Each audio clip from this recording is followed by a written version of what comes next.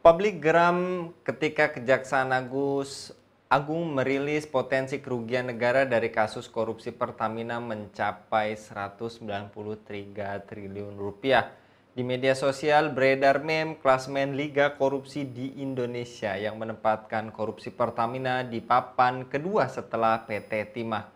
Kejagung menyebut potensi kerugian itu berdasarkan taksiran tahun 2023. Jika pola korupsi berlangsung sejak 2018 hingga 2023, potensi kerugian negara bisa mencapai 968 triliun rupiah atau hampir 1 kuadriliun.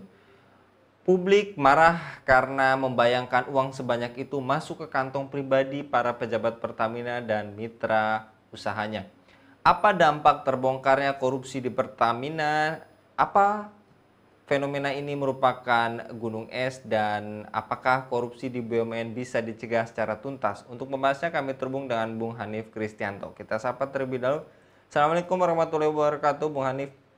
Waalaikumsalam warahmatullahi wabarakatuh. Lagi-lagi Bung Hanif, kita dihebohkan dan digegerkan dan Liga Klasemen korupsi. Sementara ini korupsi Pertamina menempati klasemen kedua. Kalau benar berita ini mencapai hampir 1 kuadriliun, berarti dia merupakan top of the top di Liga Korupsi kali ini. Dan menurut Anda, apakah harus ada langkah bersih-bersih di tubuh Pertamina, Bung? Ya, kalau bersih-bersih ya bukannya sejak dulu ya, sudah banyak yang bersih-bersih ya. Apakah sapunya memang kotor ya, ataupun juga sampahnya ini susah ya untuk dibersihkan.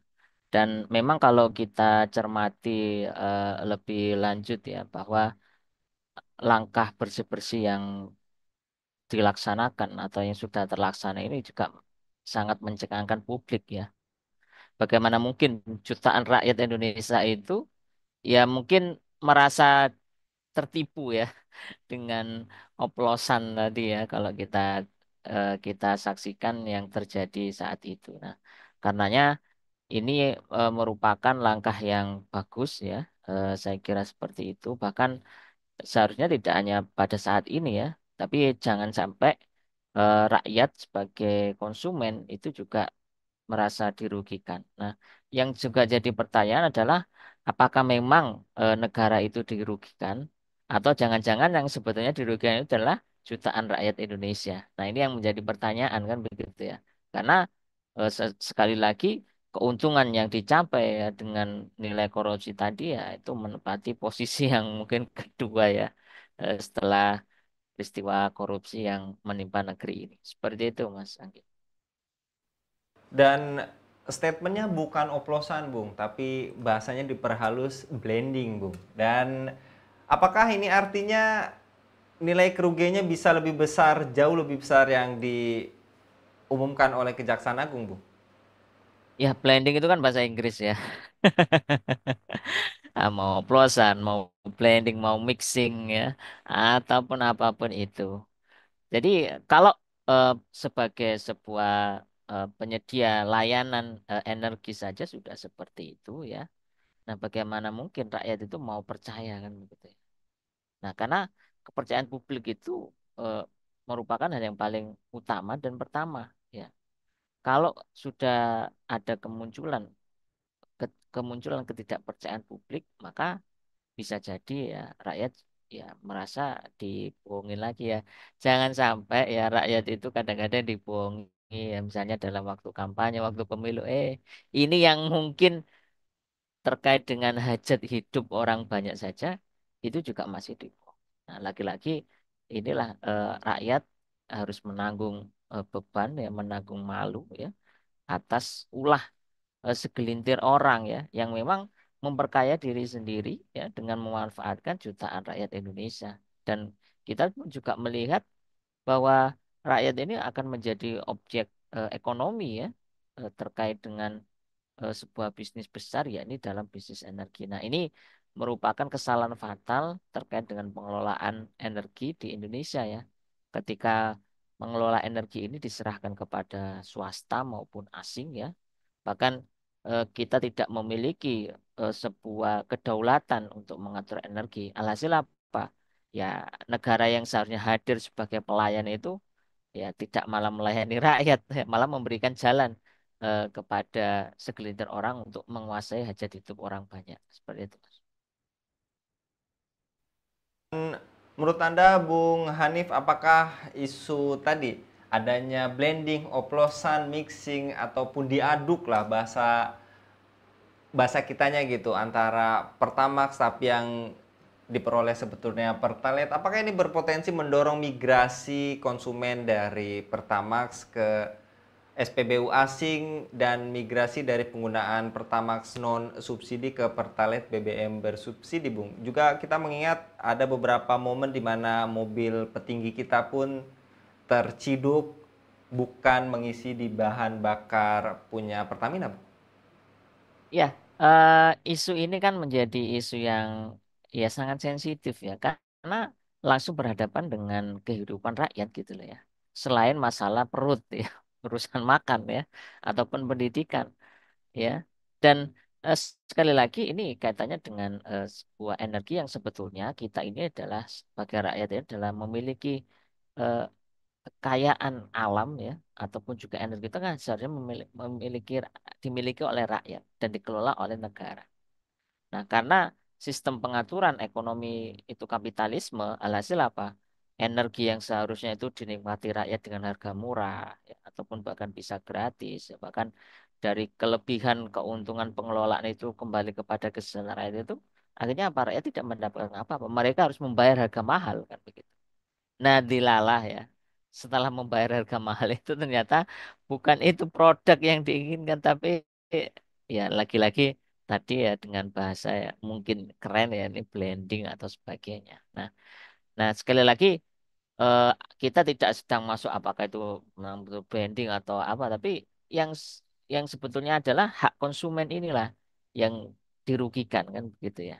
Nah, ini yang juga kita sangat sayangkan. Dan sekali lagi, kalaupun nanti diukur dengan nilai jumlah yang dikorupsi itu apakah jauh lebih besar? Bisa jadi kan begitu. Berapa tahun itu yang dilakukan ya? Jangan-jangan sebelumnya juga pun sama, ya kan? Eh, terjadi, tapi tidak diungkap di publik. Dan sekali lagi, eh, konsumen itu ketika tidak mempercayai suatu produk, maka dia akan beralih kepada produk yang lain. Dan sekali lagi, ini juga kita harus eh, mewaspadai ya. Dalam artian apa? Karena memang ya selama ini ya SPBU asing itu kan juga sudah bermain di negeri ini. Namun belum mendapatkan sambutan baik ya. Karena mungkin dengan harga yang lebih mahal kan begitu ya. Nah, sekarang muncul seperti ini bisa jadi akan terjadi apa? Sebuah migrasi konsumen ya dari SPBU miliknya BUMN kepada SPBU asing, dan ini juga bisa terjadi ya. Nah, suatu dan apalagi tadi sudah keciduk ya. Kalau petingginya saja sudah nggak percaya kepada SPBU lokal kita ya dan lebih milik asing ya. Bagaimana dengan kita rakyat-rakyat biasa ini ya? Nah, seperti itu Mas Agi. Jadi ini berkaitan dengan hashtag yang pindah aja dulu berarti ya, Bung. Ya. Lantas, mampukah sistem hukum di negeri ini melakukan pembersihan besar-besaran terhadap semua pihak yang terkait dan bersinggungan dengan mafia migas di Pertamina dan kementerian terkait, termasuk backing mafia migas, karena ada juga yang ibaratnya berkuar-kuar, ada tangan berkuasa yang bermain di belakang ini, Bung. Itu apakah cukup ampuh, Bung? Ya sebetulnya kalau kalau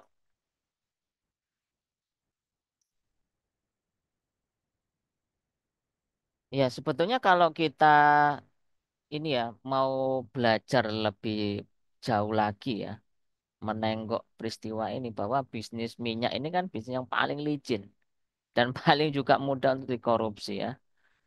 Apalagi ketika negara tidak punya kedaulatan untuk mengelola energi khususnya migas. Nah, kalaupun mau membersihkan ya tadi, apakah betul sabunnya sudah bersih ya?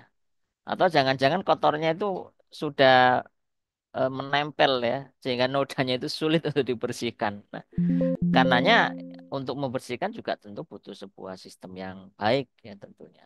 Dan kalaupun kita berharap kepada sistem yang ada saat ini ya tentu tidak bisa kita harapkan begitu ya. Wong mereka itu juga saling melindungi ya, kong kali kong satu sama yang lain ya. Bisa jadi mungkin saja ya dana dari korupsi itu juga untuk biaya pemilu bisa jadi ya.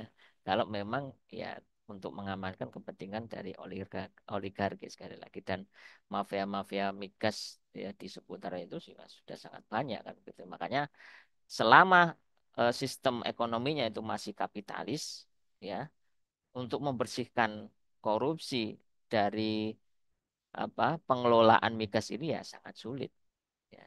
Karena apa itu diserahkan kepada mekanisme pasar dan juga swasta. Makanya ini butuh sebuah sistem yang memang kalau kita renungkan ya hanya sistem ekonomi syariat Islam lah yang mampu menjawab ini kan gitu ya. Kenapa? Karena migas ya termasuk sumber daya alam itu adalah kepemilikan umum yang memang negara itu wajib mengelolanya dan dikelola apa agar rakyat mendapatkan ya migas ya, ataupun energi itu secara gratis ataupun dengan biaya yang murah. Nah, itu ya. Jadi tidak ada di situ nilai bisnis, tapi apa nilai pelayanan kepada rakyat. Dan sekali lagi, kalau ini terwujud ya maka hanya bisa diwujudkan saja dengan sistem tata kelola pengelolaan energi di dalam sistem Islam.